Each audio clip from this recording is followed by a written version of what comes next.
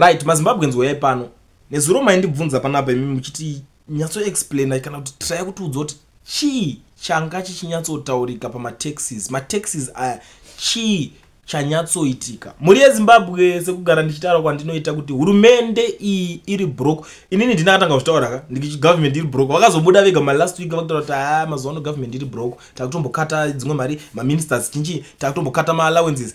If you remember that, so ndo zvakatoitika vakatombotanga kutokatirana izvo so mafiwo kana vakuna alizati maminister ona tokarinzwa kuti minister ngati madhenzi achiko waziti china masa ndianiko wokunzi akambobirwa zvinhu zviri mumota make nematoken efiwo anenge 10. I was like ekuti afungupfura nemagaraji achidira matoken acho amapuhwa nanesi akawanda kudariwo. So I think zvinhu zvekuti zvinenge zvakatwa because those guys vanopuhwa matokens iwana ndo zvimwe zvinhu zvacho zvinenge zvakakatwa pakuburwa kwegovernment iriko. So kutaurana kwatinenge tichingoita pati yenyu yakaora kana uri munhu wezanu sori zvako asi kana uchiziva kuti hauide ZANU-PF tanga nekulike this video right now kuti ZANU-PF boygane yakabroka unobrokesa nyika varume mimi indawo muchidaro mimi. So mataxes anga akamira akadai so achitaurwa according to Minister Mtuli Ncube ndo manina vaitotaura fast food tax 0.5 ndo yaya kunzi mimi muri kuda kudya hot dogs pizza mabega zvinhu zvakasiyana siyana muda kudya muchinakirwa kuti fast foods toto yakawedzero. So inenge yakawedzero ne 0.5 it's a lot of money zvayo mukafunga kuti ishoma but muchadhakwa muchazozviona zvenyu. Ifanira mimi team rangu rekuzumba you think kuti makagona because mimi mune mati isu chikafu chedu tota chekurima tinge tichizonochera mbeva dzedu tozonodidi. It's okay guys, but one day pamuchazopfuro nematowns muchada kutenga chikafu and pamuchatenga chikafu ndo pamuchanyatsonzwisisa nyaya dzacho amene kuti muchakomplainerani because inini chandinotofunga ndechekuti ndo nzvimbo dzinofanira kutanga kusumudza musoro idzodzo kwainotemba nako ZANU-PF ichiti kwakati tine manumbers kunofanira kusumuka vanhu vachitaura kuti enough is enough, this is absolutely nonsense. But anyway at the end of the day vanozongokupindura kuti hatina kumwe kukuwana mari saka mari yacho takutombohasela imimi tingokuwanai ndo zviripo. Number 2 yanga iri betting tax at 10% with holding tax on gross winnings of sports betting. Maybe these guys they're jealous of vanhu vanobeta because anenge achita because unoona paunowina mari betting iye pfungwa dzake anenge achita una kuhodha saka ngatishare nemari yacho iwe kunyika ende vanenge vachiudzwa aiwa vanhu vari kuwina mari yakadaiso vanodaiso obva aweka midzi dzake toti tonodorwa kana 5 million per day inongobva kuma winnings evanhu ava. So it's a lot of money ndobva vatoweka bva vatopedza vakatotageta vakati vanhu matambire vari kuita zvindege vanhu vari kupinda muzvindege zvisingaite. But kana chiri easy kutamba chindege tamba iwo zvindege kujongwe house uko I don't know kuti munenge muchita sei. I remember last time ndakambozvitaura pakanzi mapurisa mapurisa ngaachifamba sina phone mapurisa vachabvumza kuita mafoni. If you remember madays acho ndikati mutemo uyu bohero haisi nyaya yezvindege rei kuti mapurisa angagoni kuachitamba zvindege. So pamwe zvakuita zvichinojeka manje kuti inyaya ngerechi. But guys ameno kuti munozoonawo sei kuti iwo wawina mari yako pakubheja unongori wega but kana pakuwina paunodyiwa vanhu havana basa newe paunowina vanenge vachida kutorera mari ameno kuti munopoonawo sei. Ndo imwe tax yakaiswa iyoyo. Tobva tapinda pane tax imwe yeplastic bag tax iyo vakaita kuregedzera. Muchachitanga kushamisika zvinhu izvo wakangojera kuti waikonongoti ukapinda uchiti uda watenga zvinhu zvako ubva ungonzi kana kuti 10 cents plastic bag iko zvinhu izvi ya 20 cents because vakanotisa kuti people are making millions nemapapa bag aya vakatozvinotisa because chinje kuti vanhu vari munhu wese apinda mushopu ari kutenga asiri kutombofunga aringoti unza saka plastic bag zvekuti government ndo haina basa nazvo. Government haisi tomboriyo inogadzira iwewe nematerial yako ndo unobholisa plastic rako uri printer zita reshop yako amene kuti shop yako inenge ichinzi chindi OKTM Spa here Choppies Checkers Shoprite okay koga kuna Shoprite but Shoprite takatoijara zvese izvo Pick and Pay whatever ndo ndiwe iwewe unoto prindisa motoita zvinhu zvenyu iwo uzongoti tipewo 20% yedu paniwa and zvinhu zvengeke because chinhu chese chemune muchita netiu stock inenge ichitongori zvinenge zvitongori musystem zvenyu zviri systematic. Saka munongobva ngonzi 20% ndoya tikutora pamatax emapaperback. Saka mapaperback achati kwirei, and a lot of people were saying tichapota hedu takufamba nemabag tichinotenga kana kuti masaga. I don't know kuti ichokwadi chocho here kana kuti muchaita sei, I don't even know, but ndo imwe yakawedzerwa iyoyo naMtuli Ncube. Kozeta inonzi rental income tax of 25% on rental income of properties converted from residential to business use, right? Baje ndo yakaipa. Kana kune vanhu vakamboenda kunzvimbo, ndikapa example ipi, kune nzvimbo dzedze dzekuti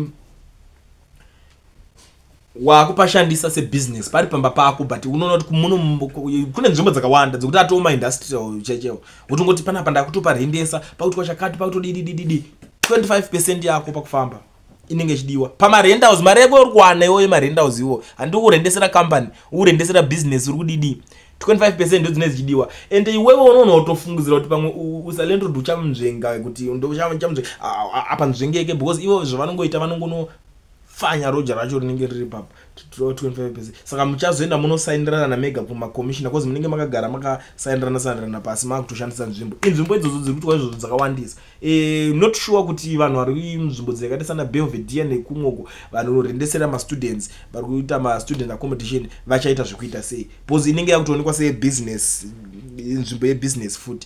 But I don't know kuti ipapo vachapabuda sei, but kana pachibudika munongondoonesa hama dzadiwa kuti vanopabudawo sei. Asi ndangwe tindikuonesei kuti apabudike. Capital gains tax on marketable securities, 1% tax on marketable securities, it's quite reasonable, but regedza timbodzika pamwe apa. I think apanorovesa manje pa, but vakawedzera ndichakudze percentage yacho.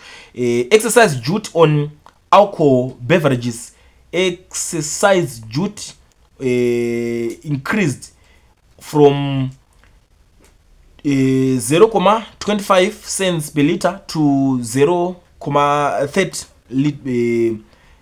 cents per liter. Ndo mawedzera yakaita, saka yakawedzerwa ne 5 cents. Was ivo vari kuti vanenge vari pakuti guys vanhu muchikonhingina doro racho rakakwidzwa mani, vanhu is luxury, vanhu people are spending money, zvinokonzereswa nevapfana vamwe vanenge vane dzungu vanenge chitirimpika vachinonhingira. Saka ukaona zvinhu izvozvo zvichenyawo ataka vanhu vemashampopo. Imimi vanhu iri traditional doro rinenge rinogutisa iri rakaita sana chibuku chinyati rakaita kunge maheu chikokeana chinchi mune muri safe, because imimi zvenyu zvinenge zviri pasi mbichana. But kune vanomwa hutsvuku hwawa hwakatsvukuruka, ndo vanhu vanenge vari pama1 ivavo, ndo vanhu vachasangana nazvo, ndo vachaonoudza vamwe kuti doro ndo richangori kana rangokwidzwa arikwidzwe stereki rinongonzi mbijana.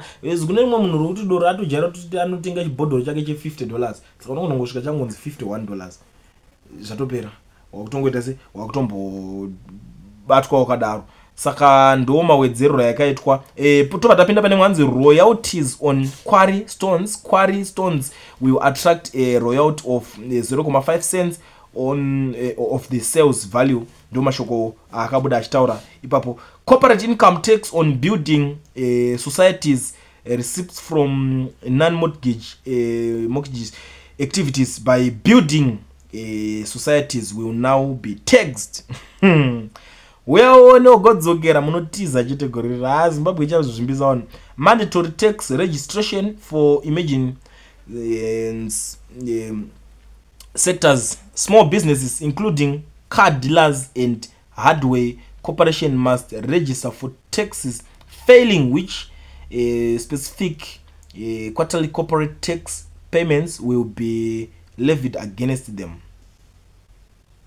Uri car dealer mamuchifungidzira kuti mimi muri madhila. Ndakakuudzai madhila nezuro pakatanga kubuda nyaya idzi, ndikati ndichazonyanyanyanya kuexplainerai, but hakuna chinjinonzi inini ndiri dealer, ndiri card dealer, nonzi register. Tikufana kuwana government yakutoda percentage pamadeals enyaya muri kuita.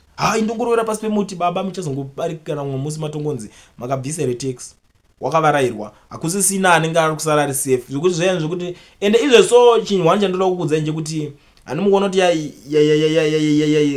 yanodedzerwa izvo rapera kupereka gore 2025 ari kudzoka futi patakupinda panana June pepe anodzoka futi obva anopama futi because iwo chavari kuita vari kutsvaga mari saka vari kutimira every chero madomasi nchapedzera kungobhadhira tax uchitengesa musika zvichapedzera zvakuitika kune dzimwe nyika zviriko tarisai ngamudaona kuti madomasi uchapedzera kuzviita kuti muongorore kana kuti munzwisise nyaya yakaitika kumbare musika yeye ani pakazonzi papedza kutsva pabva padidi zvikanzi tauda kuti tigadzire musika wakanaka pakunogadzira musika wakanaka munhu wese panenge pane kachichi kako ka POS guys so ndo nyaya inenge yatopo paground. I don't know kuti imimi muchaionawo sei nyaya iyo ende muchazvitambirawo sei but ndo zvinhu zviripo hakuna ari kusara hazvina kuti nini ndiri kuita chakati nguva yenyu iri kusvika nguva yenyu iri kuuya ndiana aiziva kuti vanhu vanobeta betting wakutorwa 10% yako ndiana aizviziva kuti nguva yakadaro ichasvika ende muchatoona kuti betting futi vakaona kuti mamusonyatsokomblena vanoona kuti 20% because ivo chavanenge vachiita vanenge vachingova vanotanga vaweka voti zvimunyanyori nebasa reko izvozvo but kune umwe munhu kuti anenge anyatsorarama nebetting yararamisa vanhu vakawanda honestly speaking zvekuzoti iye inozoitisa chirombe dzatongowo nyaya dzekwenyuwo idzodzo kune tone vamwe vanhu vanotonyatsobeta vachitorova mari dzacho zviriko hatizvirambe asi nini handife ndakakurudzira munhu kuti aite betting but unopedzera wakungonzi unzai mari yacho saka vakushayana mari betting muri kushayana kuchinji muri kushayana kwasara kungoenda patouchline mwavanzi isai mamwe percentage anyway muri Zimbabwe mungazoti ndinotaurisa ndingani mbogumira panapa ngatisangane mu comment section mundiudzewo zvamuri kufunga pamusoro penyaya iyoyo.